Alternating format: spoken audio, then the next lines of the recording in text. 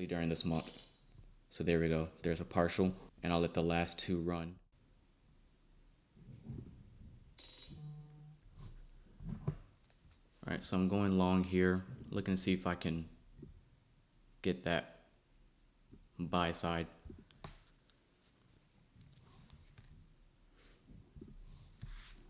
And that should start to pan out in my favor. I do want a pyramid and all that stuff.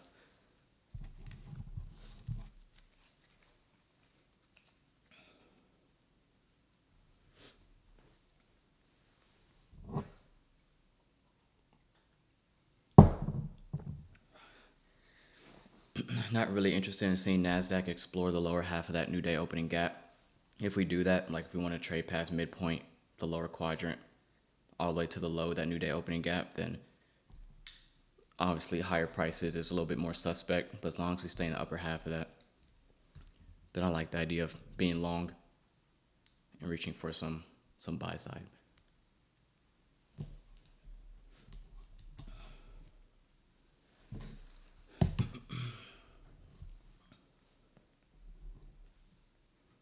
Again, this is my only trade for the day, whether it's a break even, whether it's a small partial, whether it's a loss. I'll be one and done today. And I'm trying to finish out August really light, meaning I'm not trying to do too much.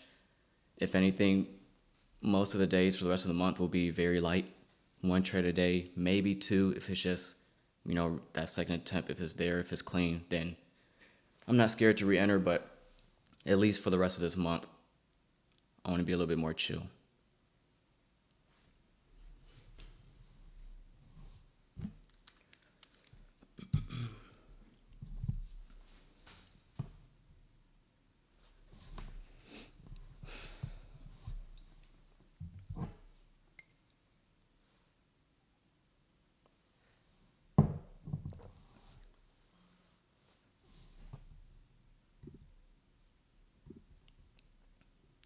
So from this low to that high, equilibrium is here. If it gives me a pyramid entry that looks good, then I'll consider adding more there. I'm risking less than 1%, so I'm not against adding more, it just has to look good.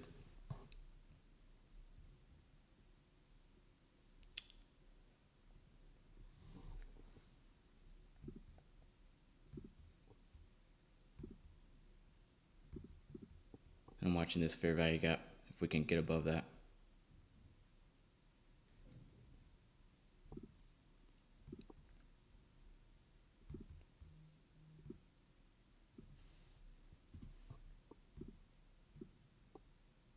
Trailing my stop loss up beneath this down close candle, so now risking 0.5%, which is good. I like that.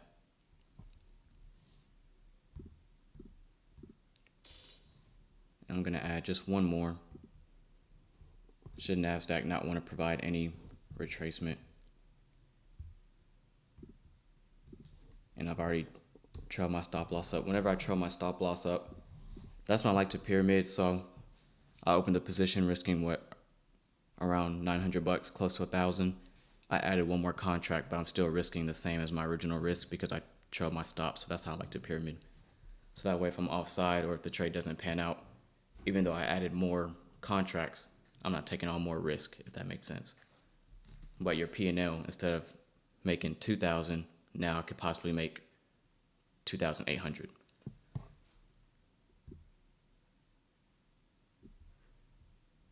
Plus commissions.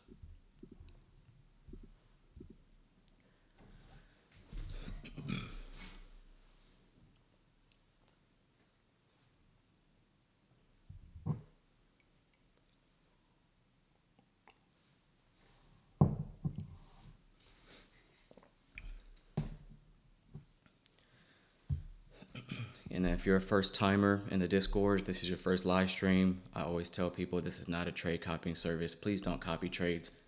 I lose like everybody else. I win like everybody else. But if you can take some value from this live stream and apply it to your own trading, regardless if I make money, lose money, regardless if I take a trade or not, I want you to learn something. Maybe you learn about pyramiding. Maybe you learn about how I like to use opening prices. Maybe you learn how I like to use implied dealing ranges for pyramiding. That's what the focus of the live streams is for. I don't want to be in charge of your account. What you do with your account is all you. So yes, I show my entries and all that, but it's not for trade copying. Please do not trade copy. Please do not trade copy. If you lose money, that is you. That is not me. You did that.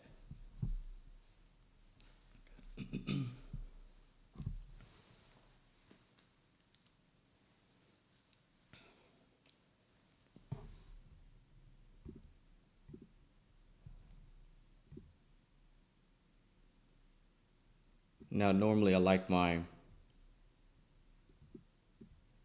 partials to be at least a 2-to-1, but last week we saw a lot of instances where I was maybe being a little bit too demanding with my partials. So I'm gonna make sure this week and make a conscious effort to pay myself if there's an opportunity to do so. So that's just me applying what I went through last week, and we've seen a few times where my TP was missed by just a few points, and there was plenty of opportunities where I could have, should have, would have taken a partial. So if I can get it, I'll be more diligent in paying myself, especially during this month. So there we go. There's a partial, and I'll let the last two run to buy side.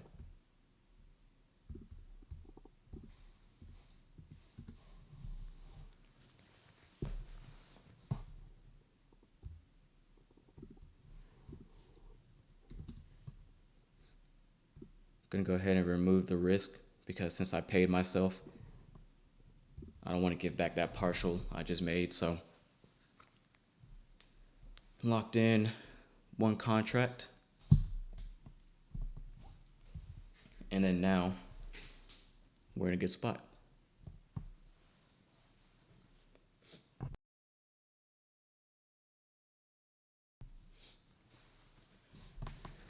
So we have this fair value gap.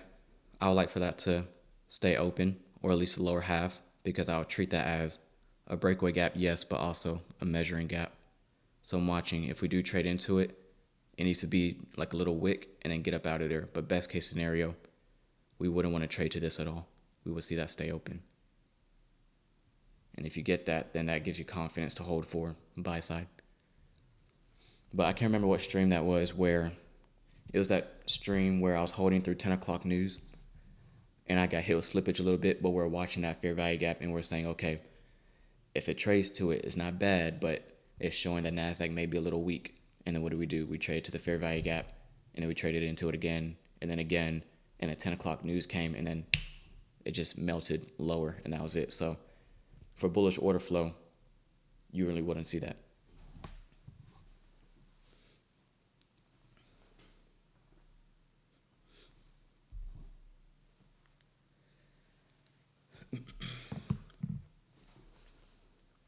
I'm allowing as much as I'm gonna make sure I have enough to cover commissions and possible slippage. But I'm watching the high of this down close candle. So see that right there, how we're completely repricing in that inefficiency. Does that kill the bullish bias? No, but that raises eyebrows. That if I didn't already take a partial, if we were to run out this high again, I'm telling myself I may want to pay myself there, because retracements like this and inefficiencies that I would like to see stay open, this is telling me you might want to start banking something, because it's not as strong as I thought it was. So that's how I internalize us completely filling in imbalances.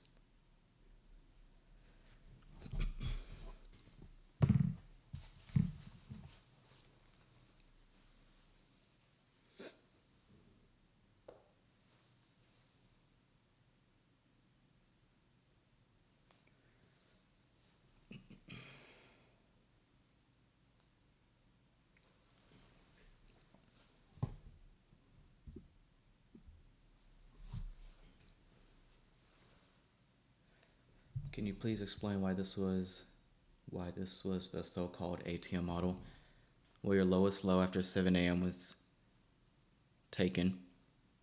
So I want to see if we can reprice to that buy side. Very simple. We're beneath both opening prices.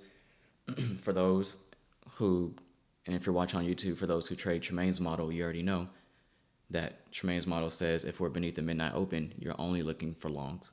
You don't care for anything going short. You're not getting tripped up shorting, bearish fair value gaps, or anything of that sort. Okay, and especially if we're beneath both the midnight and the 8:30 open, then that puts you in a really deep discount.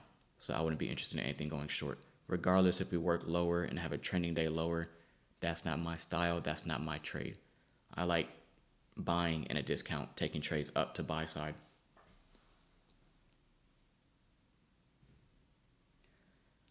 On a completely unrelated note though, the second phone I got is a Galaxy S26, S27. I think Apple's overrated after using this phone for a little bit. There's some things like some bugs and stuff with Android that I think Apple is way more smoother. But when it like camera quality, just overall, Samsung's kind of nice. It's kind of nice.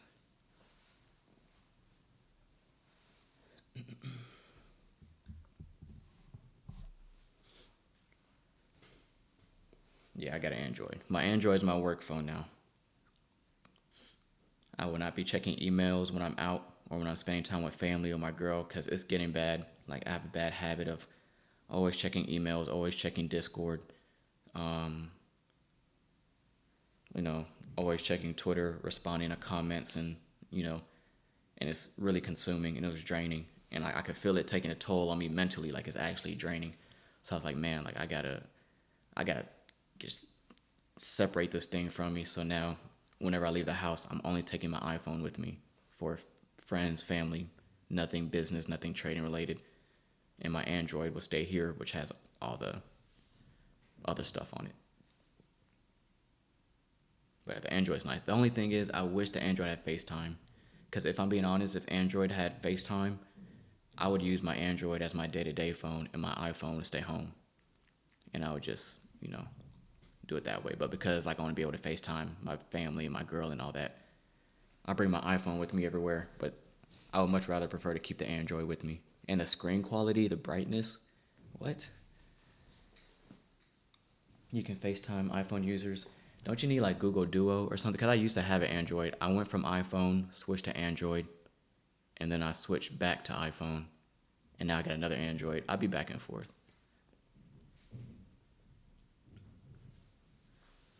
But last time I had Android, I was using Google Duo, and like it's kind of like the walk of shame when you have to ask somebody to download Google Duo so you can FaceTime. It's just nobody wants to do that. That's an uncomfortable conversation.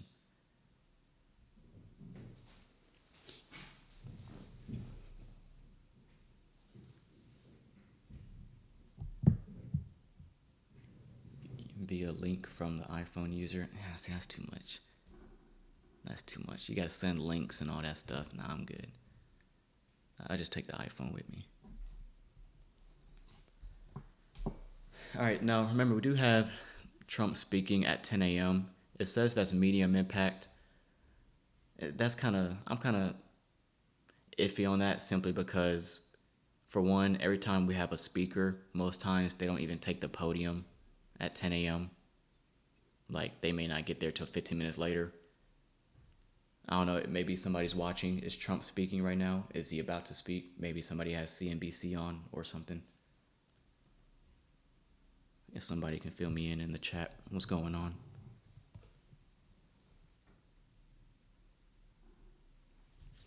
I'm gonna take these lines off my chart.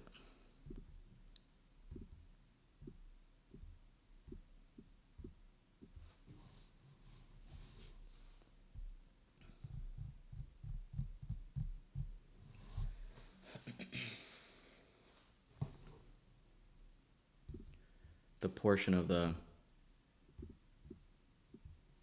imbalance I'm watching is this.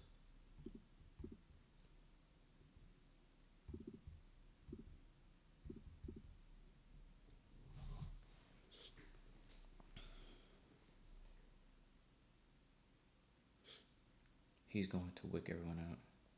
Holding press conference soon.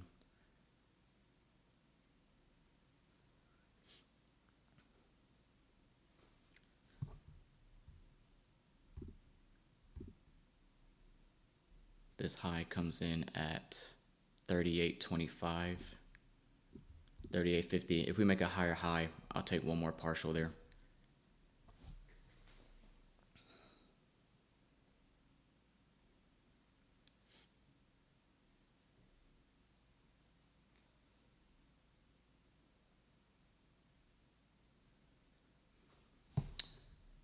Let's look at S&P. S&P looks a little heavy.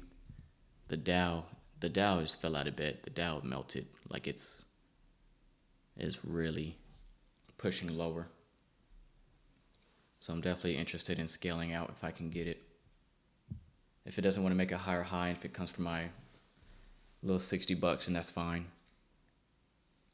Glad I paid myself.